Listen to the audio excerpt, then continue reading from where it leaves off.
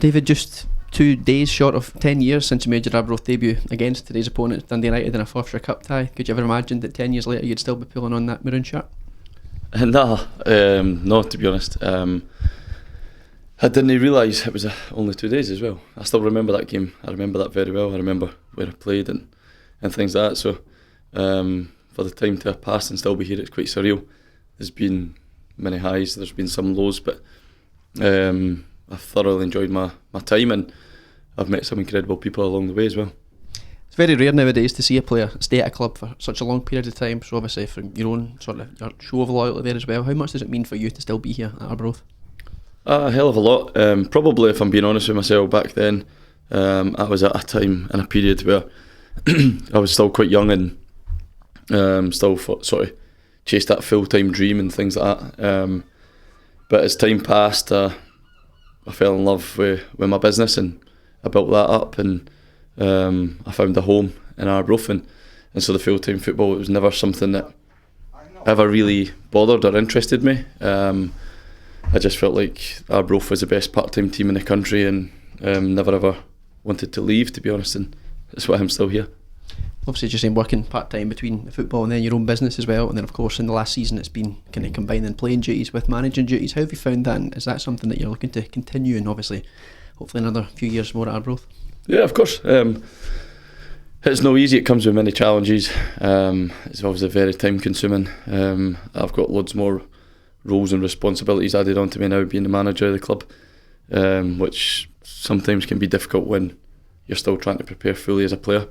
I'm well aware of that, but it was quite nice to go and get 55 minutes in today, and enjoy it and try and help out the boys wherever I can. Listen, we've got good players in the dressing room, so do I even feature in the best 11? Probably not. But listen, I'll be there competing, and I'll be there helping the boys as well as I can. How special was it coming out there to a guard of honour, and obviously a big support as well from both sides today?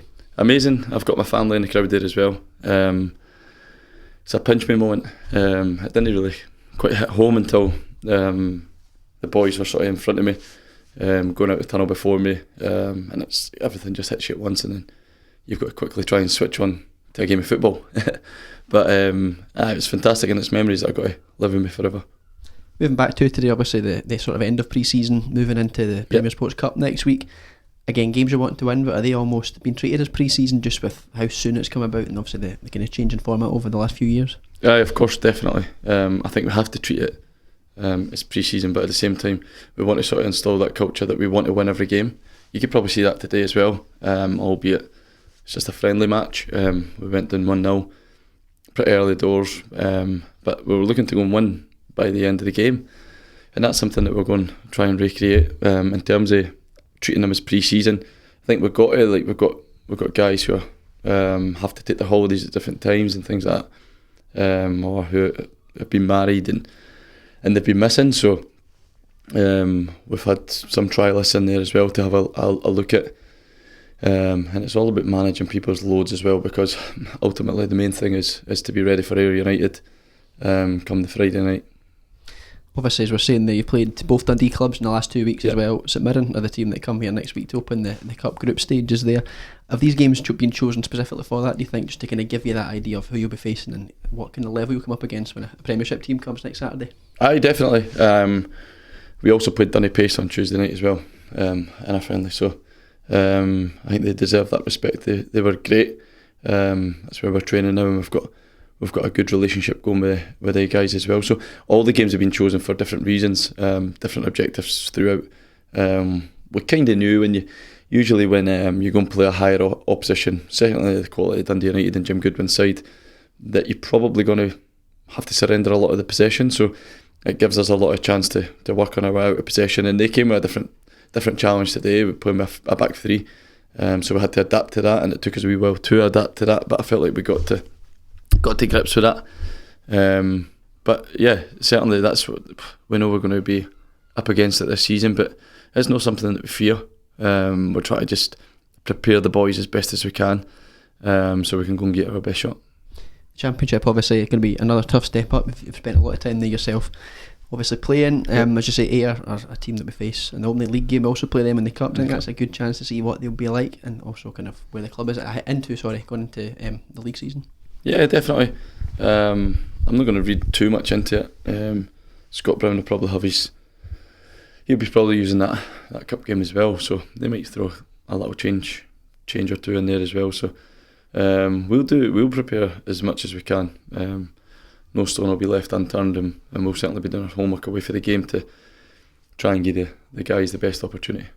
Yourself and Colin, obviously he's coming back from his injury there, but both will be available for to be picked this season. Is it going to be hard again, do you think, to find that balance? But how much are you enjoying, obviously, the coaching side of things, and just how ready do you think you both are, as well as the squad are, going into the competitive games? I'm feeling good. I'm feeling strong, physically fit. Obviously I had done my ankle before the end of last season as well, so I think it's about 4 months since I've played properly, so that was quite nice to get that in. And Hammy, in fairness, he's been working really, really hard behind the scenes to go and try and get ready, so kudos to him for that. But look, we've got big Colin in now.